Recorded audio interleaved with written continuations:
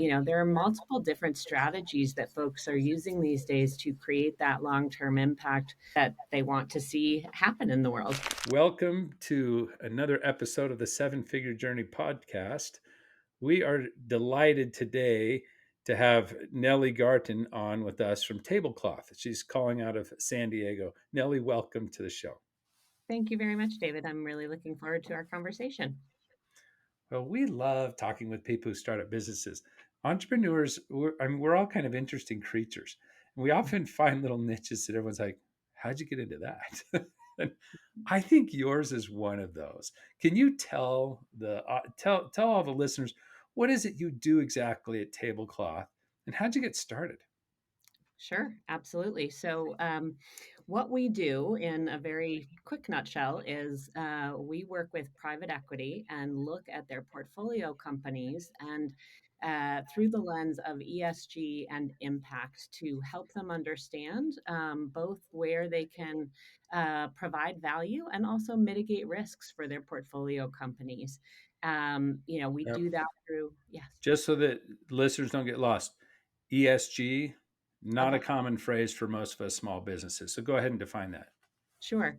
So by ESG, I mean environmental, social, and governance factors. So really the non-financial components of a business. So how you treat your workers, how you treat the planet, how you treat the community that you're in. Great. Sorry, go on. Tell us a little bit more. Like, so the private equity firms like pay you to tell them how solid is this company they're buying into? Like, how much is their stuff aligned because they want a portfolio that they can sell to investors that they can Mhm. raise funds for that like, hey, this is a socially responsible, this is a ESG, the score is really high. So this is one of those companies that's not just mining resources from the world, but it's creating value that's sustainable. Is that the idea? That is the idea. And really, it has been well proven that companies that pay attention to these things are more sustainable and more profitable in the long run. And so, if private equity investors are looking at, what are good businesses to buy, those that pay attention to, turnover rates and safety and, ethics and their impact on the climate, those things actually make a difference for a sustainable business. So we help them with that information, but I will take one step back. Not everybody's coming at this because they, deeply believe in that value. There's pressure on the investors from the people above them, the asset owners, who are saying, and that includes endowments of foundations or universities, it includes pension funds, insurance. And they're now getting pressure to be able to say, we're not investing in bad actors. We're investing in those that are trying to do good in the world in the long run. And so they have this pressure both from the investors above them, but also from the companies that they want to invest in. Because if you think about it as a small business owner, you want to know if you're going to sell your business that it's going into hands that care about the workers you've worked alongside with since you started, or the communities that you're in. And so they have kind of this dual pressure to be able to articulate where they're doing well and to make improvements where they're not. I love this angle of it in particular because I work with so many small businesses, 1 to 10 million, 10 Mhm. employees to 100 kind of thing, across the country and in other countries, and and time again, when they get to a point that they decide to sell for one reason or another, um, they just hope. That's all they've got is Yeah. I hope that what we've built will last. Now, some of them go to an ESOP, or they Yeah. try to sell to current leadership, or they try to arrange other things in order to maintain the legacy of what they've built. Mhm. But the reality is the once that purchase is made, Right. you've got no promises. And so to see a track record and say investors, this is how they've done too, That's Mhm. pretty powerful in finding potential buyers who, one, will pay a premium Mhm. because you are who you are, and they've got investors they've got, the endowments and things putting money into that. So you could get a premium because you are that. But two, a greater hope that your team, that your vision, that it can continue to Mhm. grow, do good, create the great value, in whatever sector of the industry you're in, Yep. but that it can do that in perpetuity beyond you. Yeah. So that's really neat. It's it's an interesting, and powerful tool, and, you mentioned ESOPs, we have a couple of clients who are using the tools of private equity to give people time to make that transition to employee ownership structures, because maybe they have a particular thesis on, wealth building or wealth creation for their employees. And so, there are multiple different strategies that folks are using these days to create that long-term impact that they want to see happen in the world. Oh, that's fantastic. Well, that's neat. And you've grown it.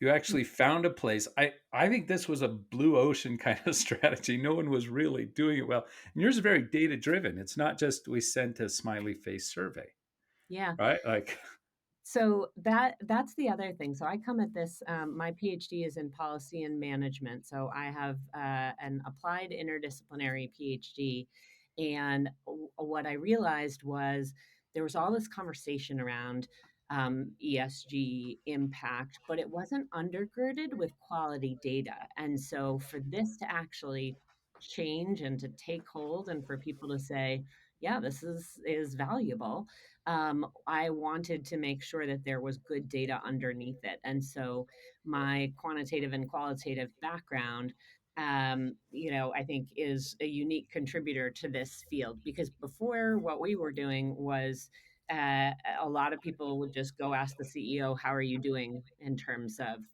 diversity or climate or safety? And they'd say, great. And there was nothing underneath it, and so you couldn't actually analyze any of that information. And so, to me, this is just business intelligence. This isn't anything crazy. This is just more information that you're giving to leadership to help them make better decisions about their companies. well, I think that's fantastic.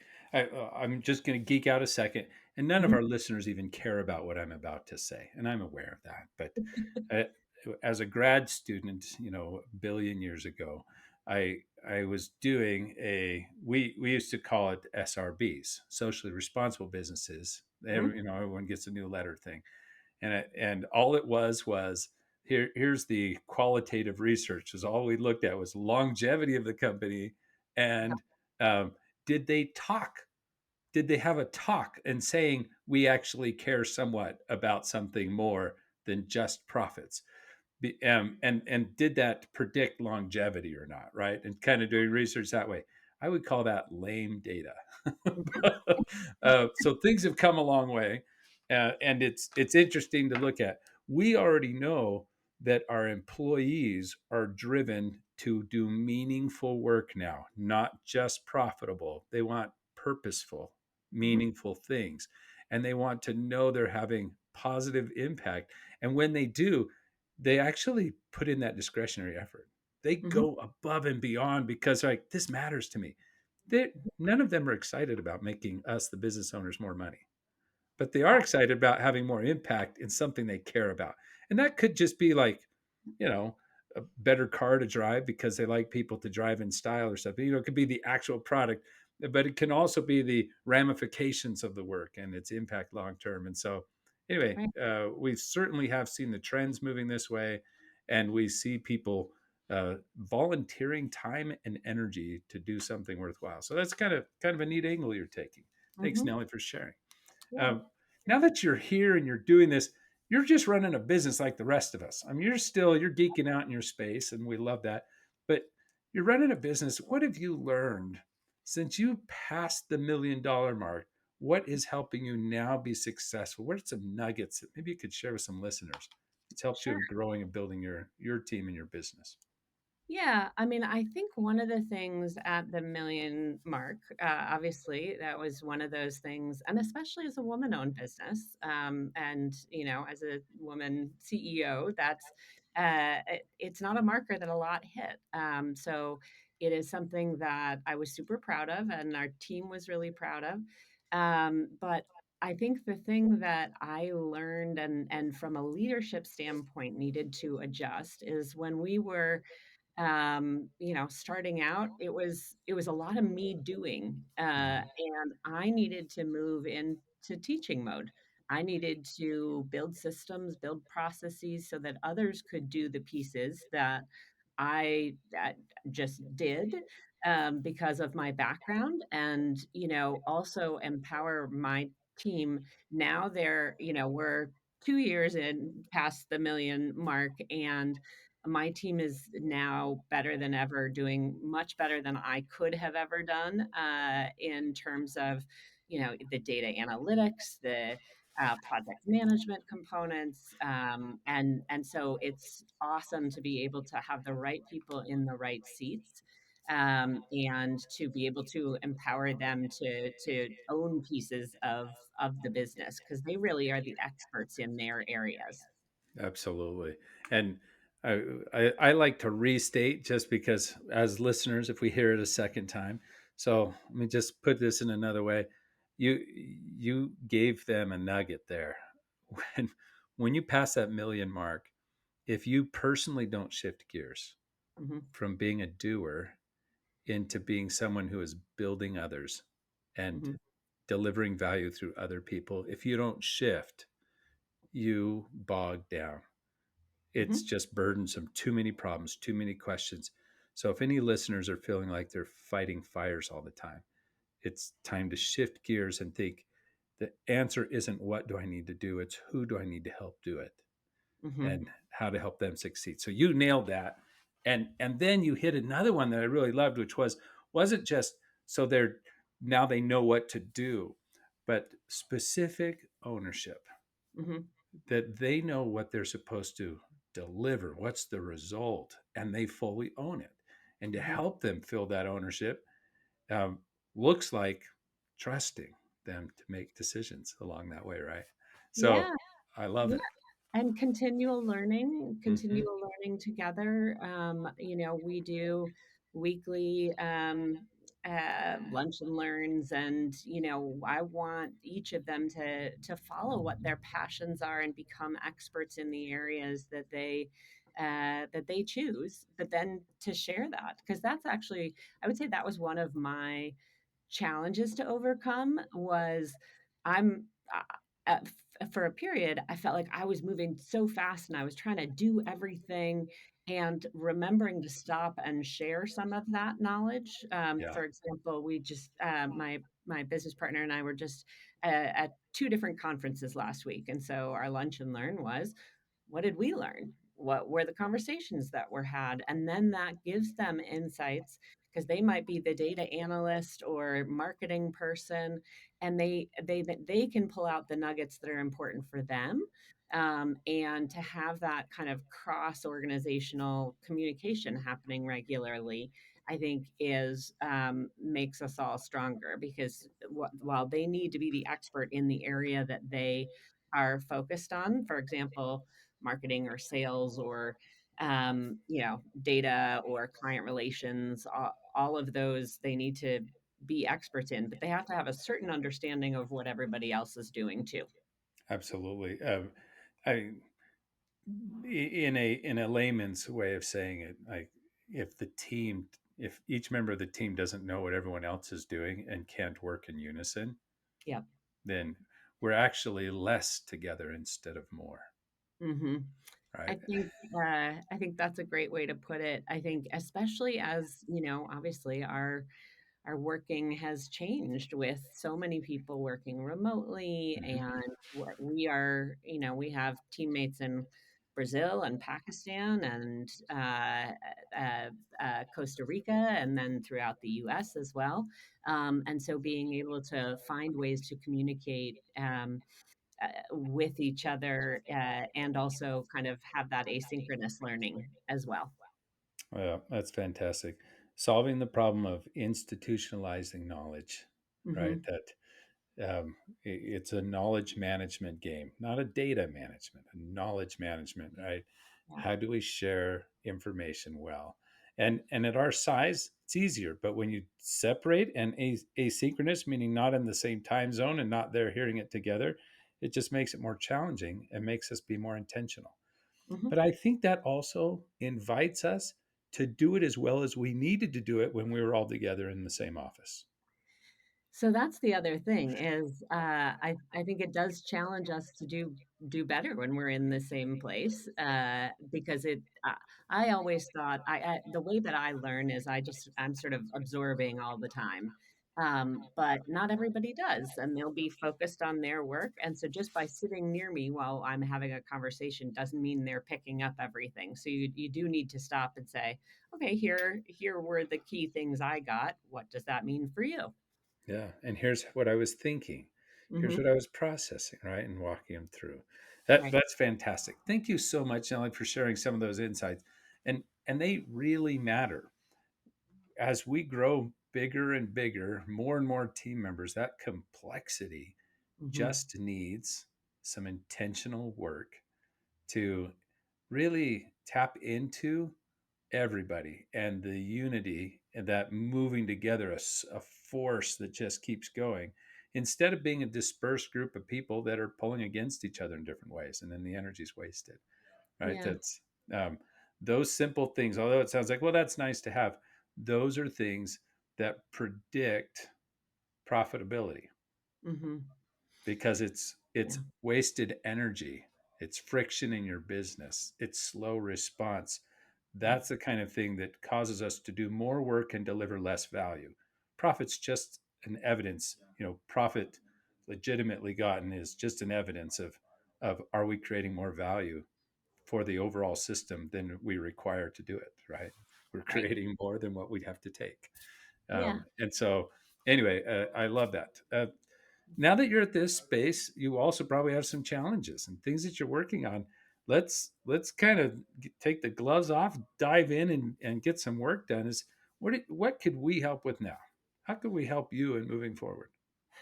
Yeah, I think, the area that I am most focused on right now this year. So, just real quick background, we did get some capital maybe a year and a half ago. And so, for about a year, were focused in on rebuilding our platform. So, a lot of development. And now that is up and launched and it's going great. And so, part of what we were doing there was trying to do exactly what we were just touching on, which was to reduce the friction and the kind of manualness of so much of the work so that now our team can support many more clients than they could before because now the machines do a lot of the work of sending reminder emails and Yeah, all yeah. that kind of You've thing and more. automated several things and put it into the process. Yeah, exactly. And so, this year for me is focused primarily on getting our name out there. So marketing and sales, we have been very much kind of heads down and growing based on just revenue and making our clients happy, and our clients are happy. And we have not spent very much time trying to get our name out because we've just been doing the work. So I think that's one of the challenges for us right now that I'd love any thoughts on from your perspective. Well, I promise to not be an expert in your field. And Mm. so I'm going to prove that true right now. And I'll avoid direct exactly what you should do, mostly because I don't know. Mhm. But I do know that you've got a team, both internal of Mhm. employees and more than likely, whether or not we recognize it yet, externally. Maybe you have an advisory board. Mhm. Maybe you have some key customers. Maybe you've got some industry voices Mhm. and people who you've made relationships with. And so I want you to start thinking about all of these people as part of your Mhm. team to bring about your overall purpose and achieve the mission that you've set for Tablecloth. Okay, Mhm. so thinking about them in a broader sense. Then the question is How do I tap into them to effectively co-create the solutions we need? Mhm. Because you're asking marketing questions right now, which are awesome and important questions, right? We're going to start ramping up. We need to have some leads qualified that we can work on and close and all that sort of stuff, because uh, we don't have enough time to beat the bushes to Mhm. manage the sort of growth that the new platform could handle, right? Mhm. So great. If that's where that need is, normally I I set aside time with my team that we look and we say every quarter at least, depends on how fast we're growing. We may have to do it more frequently, but at least every quarter that we stop and we ask strategic questions. Mhm. And we say, all right, the mission was this. We were going to hit this number of companies that we were impacting by Mhm. this date, right? This is how we were doing, or whatever the mission was. Okay, but it'll Mhm. be clear mission. And that's this revenue and profit and yada yada yada and CAC and data, all the different stuff that we have on Mhm. there. That's the mission goals. But if that's the mission and it's a stretch and it's further out than what our natural growth is allowing right now, what do we have to solve? And it sounds like your team has come up with this idea of we got to fix marketing. Mhm. Great. Then who should be on that little group to fix marketing? And sometimes, like, well, that's the marketing director. We just give it to them, let them figure it out.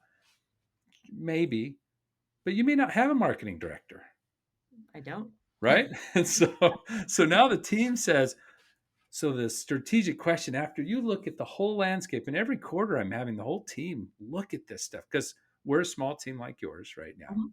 So we're looking at all the different things, like what is happening in the trends out there in general, the political ones, the technological, the social, the demographic, the economic, the environmental. What trends are impacting people? Mhm. Maybe even what words are hot to them right now that really matter, that they're speaking about and thinking on, right? What are the Yep. big drivers? You have so many of those changes that are affecting directly your business today. So many of those trends directly affect you and what Mhm. your customers are looking at and the people they serve. And so looking at that, getting it all up there, thinking about it, weighting them out, and then saying, okay, I think we've got a bigger picture of what's going on. Mhm. Now, what's the most important thing? And we chose marketing. Great. And we don't have a marketing director. So, how are we going to build marketing chops Mhm. and identify the customers that we should go after? Not just all the customers that may buy our stuff, but who should we really win with today? How Mhm. are we going to identify them and serve them given we have these obstacles? We have no marketing director. Our budget is limited to this. We have no marketing chops. Like, our skills are really low on it. Like, you could go down this big bunch of giving, like, my goodness, if we got a task at hand, right? Yeah. Yeah. So we take that and we're like, okay, these were the important pieces. Now, we may have come up with all sorts of other questions, but we chose marketing as the big question. Like, how do we own this space that no one's looking for it yet? Mhm. We're in an education space. That's kind of hard, right? We are in an So education space, and yeah, I know. And so that means multiple paths that you've got to step them through some things. Okay, so we've got to figure out who's going to own marketing. We've got to figure out what is our marketing strategy in general, knowing where they come in and what we have to move them through, right? Mhm. And that helps us to knowing which channels, what's going to be our tech stack. We have several things we're going to need to figure out. That's a year-long kind of priority. It's a Mhm. big one, and it may take longer to prove out which one works. Mhm. But so then we say, okay, so for the year 2024, we've got our goal. Maybe 2024 and 2025 is our big focus. What about Q3 for 2024? Mhm. If we were to project manage this out, what's the priority for Q3? And maybe there's three of them. We have to do them in a certain order, whatever. But the team's like, these are the one or two things we Mhm. have to win at in Q3. That'll be our first step. Terrific. And it may be, let's get our hands wrapped around a real understanding of what marketing strategy will be best for our business before we go chasing after, marketing agencies and outside CMOs or whatever the random things. Let's really own the strategy and messaging. So Mhm. maybe that's a Q3 game. And you go through, how are we going to learn it? Who's going to be engaged in that? And now you can build a sub team.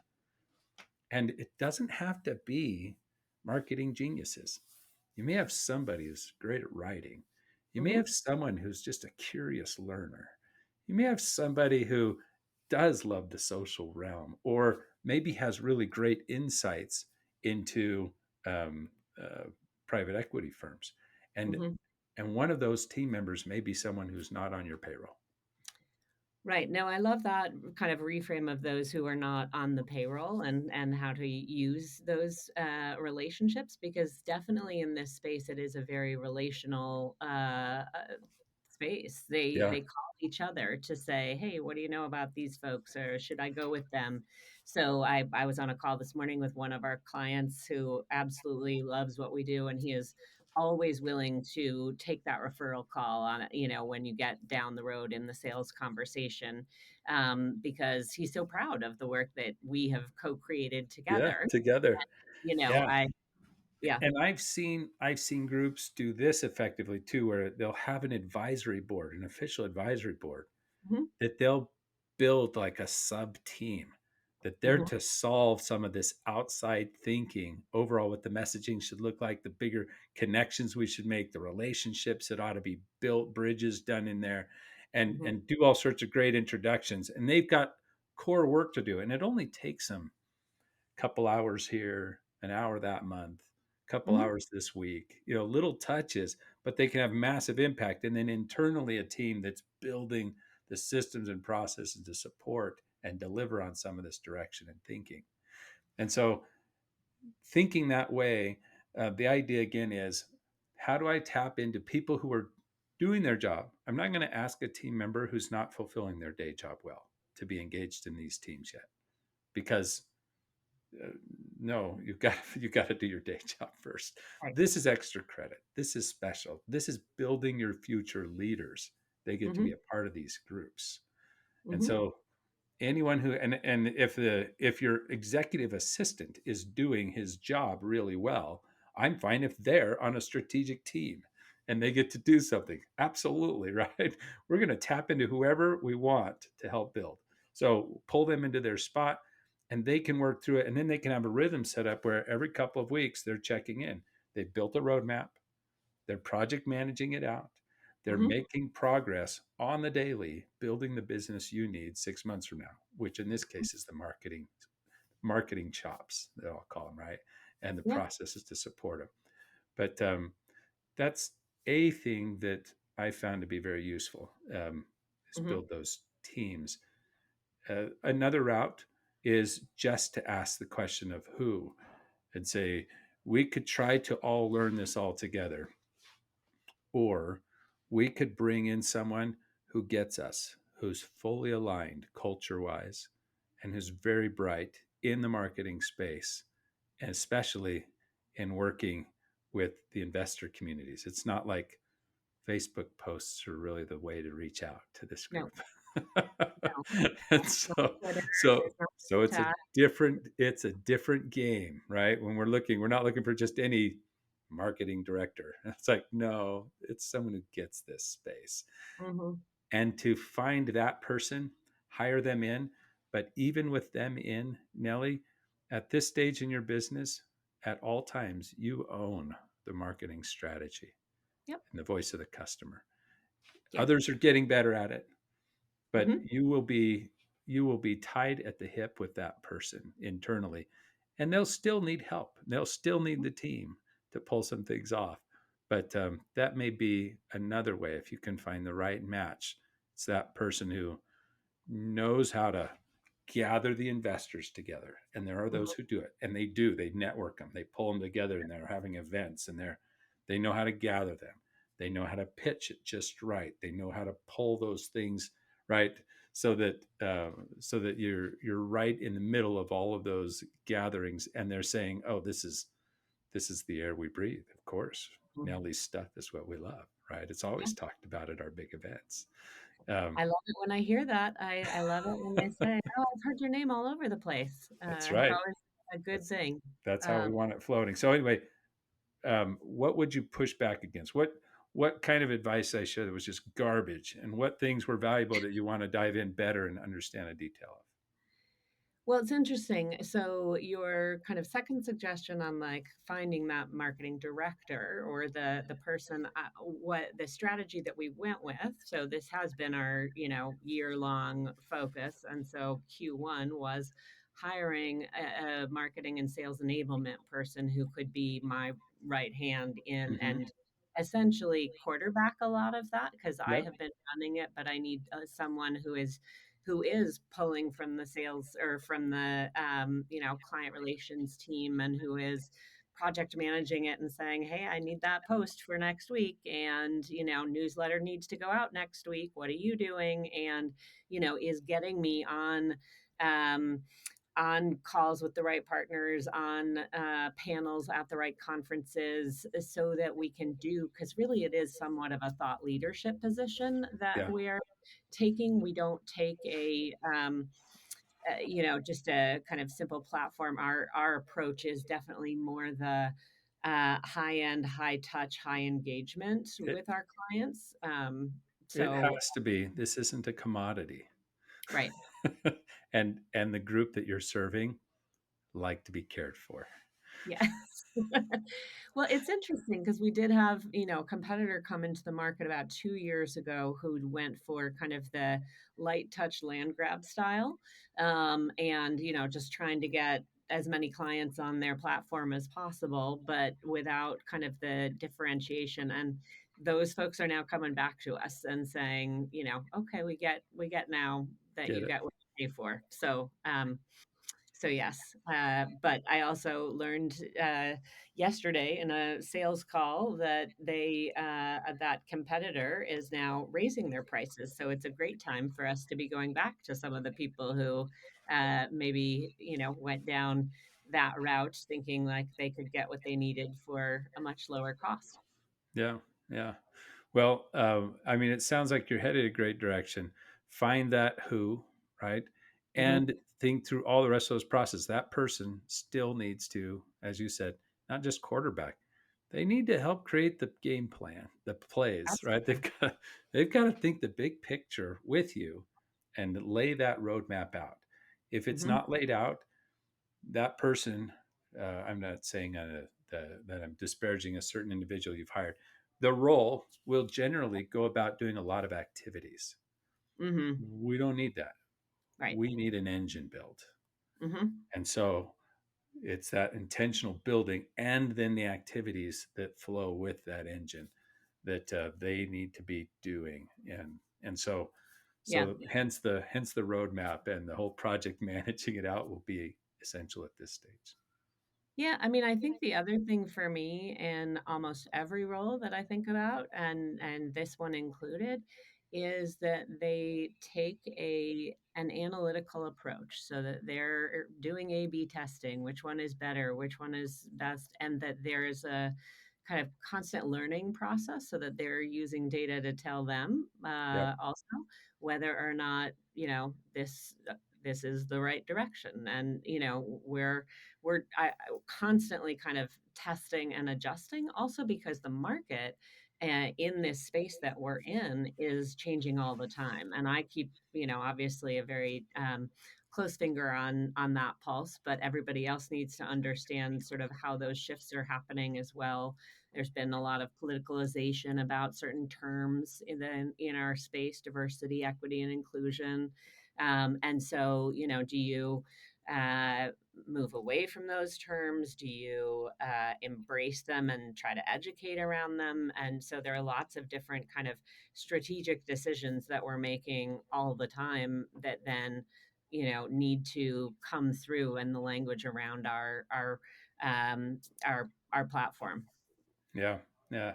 And marketing has a fun role because it gets to use all of the popular terms to Hmm. draw eyes Hmm. and even to poke fun at, to Hmm. say the real value is this, right? Hmm. Like here's this thing they're saying and you've seen remember this is the real value. This is where it holds, right? And you get to educate the higher way of looking at it instead Right. of just the popular media way of looking at it. Right? There's Yep. certainly better ways of looking at all of the things that they talk about now. Yeah, no, absolutely. And I think, one of the things for me, I do take a fairly like serious academic. I'm a nerd. I am. But then having other voices on my team that are the funny and the jokey ones and are the, They great can balance out a little bit and reach to other audiences. yes. I think So that works well. And I love that you embrace and own your nerd title. yeah, Well done. Well done. proud. Yeah. Well, we could keep kind of, jamming around on these topics and playing around with them, but our time has come to an end. And so, Nellie, if someone wants to get in touch with you, Mhm. use your services, or just learn from and with your organization, how do they find you? We are at www.tablecloth.io. You can reach me, Nellie, Nelli, at tablecloth.io via email, or, just go on our website and click in and say you want to talk to one of us. So lots of ways to reach us. That's fantastic. Thanks so much. And that concludes this episode of the Seven Figure Journey podcast, where we explore the ins and outs of the seven figure journey. We appreciate all of our listeners.